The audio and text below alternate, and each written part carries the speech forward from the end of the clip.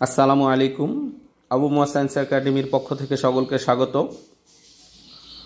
আজকে আমরা আলোচনা করব উচ্চ মাধ্যমিক রসায়ন প্রথম পত্রের দ্বিতীয় অধ্যায় গুণগত রসায়নে থেকে আসা ঢাকা বোর্ড 2023 সালের 1 নম্বর সৃজনশীল প্রশ্ন।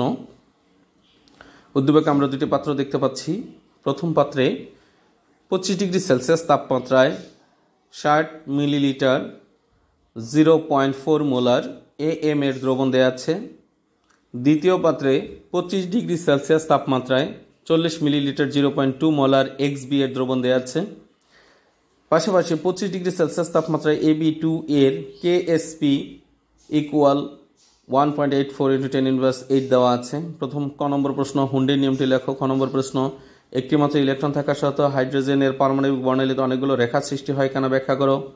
গ নম্বর প্রশ্ন হচ্ছে উদ্দীপকের AB2 যৌগের দ্রাব্যতা নির্ণয় করো। ঘ নম্বর, এ ও বি পাত্রের মিশ্রিত দ্রবণে কোনো আধিক্ষেপ পড়বে কিনা গাণিতিকভাবে বিশ্লেষণ করো।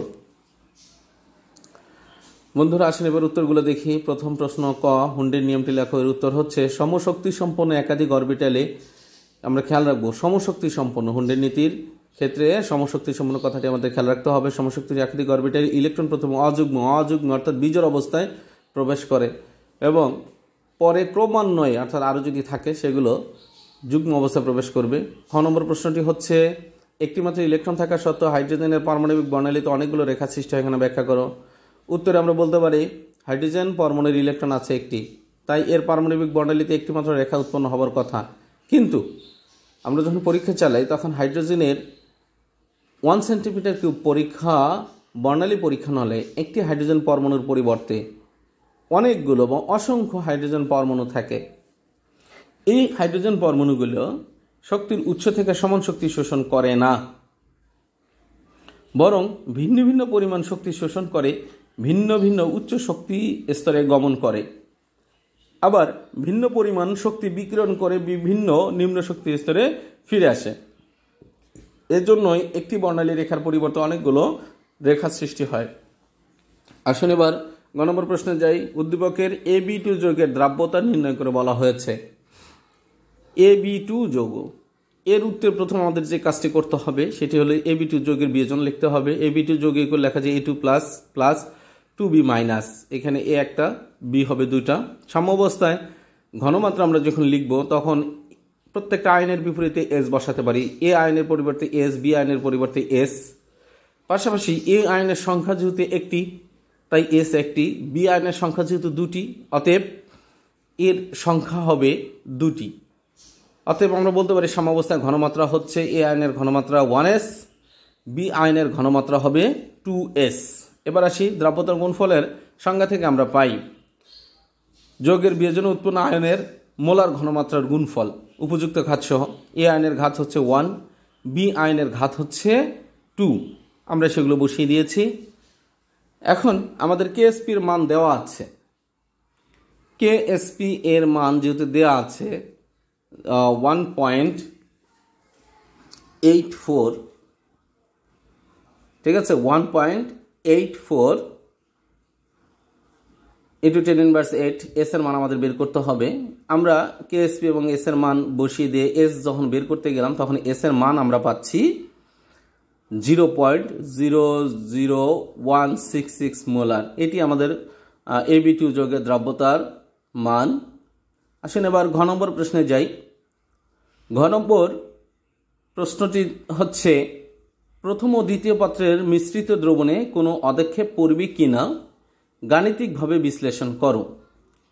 বন্ধুরা, এই ধরনের প্রশ্নে যে যৌগটির দ্রাব্যতার গুণফল দেওয়া থাকে সেই যৌগের আয়নিক গুণফল বের করে তারপরে দ্রাব্যতা গুণফলের নীতি অনুসারে আমাদের সলভ করতে হয়। এই জন্য দ্রাব্যতার গুণফলের মান যেহেতু প্রশ্নে দেওয়া থাকে, হ্যাঁ, আর এইখানে যৌগটি হচ্ছে AB2 যার দ্রাব্যতার গুণফল দেওয়া আছে, তো এইখানে দুটো আয়ন পাওয়া যাবে, একটা A আয়ন আর একটা পাওয়া যাবে B আয়ন। আমাদের প্রথম কাজ হবে মিশ্রণে A আয়ন আর B আয়নের প্রকৃত ঘনমাত্রা বের করা। আর মিশ্রিত দ্রবণে যেহেতু আয়তনের পরিবর্তন হয় তাই ঘনমাত্রা লঘু হয়, এই ক্ষেত্রে আমরা লঘুকরণ সূত্রটি বসালাম। তাহলে মিশ্রণে আমরা পাচ্ছি A আয়নের প্রকৃত ঘনমাত্রা S1V1 ইকুয়াল আমরা লিখতে পারি, এখানে S1 হচ্ছে 0.4 মোলার, V1 হচ্ছে 60 মিলিলিটার, V2 হচ্ছে মিশ্রণের মোট আয়তন। এই মানগুলো আমরা এই সমীকরণে বসিয়ে দিয়ে তো আমরা এখানে আবার একইভাবে মিশ্রণের বি আয়নের ঘনমাত্রা বের করার জন্য আবার লঘুকরণ সূত্রটি লিখলাম। S3V3 equal S4V4। এখানে S3 হচ্ছে 0.2 মোলার, V3 হচ্ছে 40 millilitre, V4 S3 equal 0.2 molar, V3 equal 40 millilitre, V4 equal হবে মিশ্রণের মোট আয়তন। এই মানগুলো বসিয়ে দিয়ে আমরা S4 এর মান বের করব। সেটা বসিয়ে দিয়ে আমরা পাচ্ছি S4 ইকুয়াল 0.008 মোলার। তাহলে আমরা মিশ্রণে A2 প্লাস এবং B মাইনাস আয়নের প্রকৃত ঘনমাত্রা পেয়ে গেলাম। এখন আমরা যৌগটির আয়নিত সমীকরণটি আবার লিখে নিলাম। A2 plus plus minus 2B minus. এখান থেকে আমরা আয়নিক গুণফলের সংজ্ঞা অনুসারে লিখতে পারি KIP equal A2 plus into B2 minus square, যেখানে A2 প্লাস আর B মাইনাসের ঘনমাত্রা আমরা একটু আগে পেয়েছি, সেগুলো বসিয়ে দিয়ে KIP এর মান বা আয়নিক গুণফলের মান আমরা পাচ্ছি 1.536 ইন্টু 10⁻³ যা প্রশ্নে দেয়া বা উদ্দীপকে দেয়া KSP এর মানের থেকে বড়। তাই দ্রাব্যতা গুণফলের নীতি অনুযায়ী যেহেতু KIP গ্রেটার দেন KSP হয়েছে, তাই মিশ্রণে AB2 এর অদক্ষেপ পড়বে। বন্ধুরা, এতক্ষণ আমাদের সাথে থাকার জন্য অনেক অনেক ধন্যবাদ। পরবর্তী আলোচনা আমাদের সঙ্গে থাকবেন। আসসালামু আলাইকুম।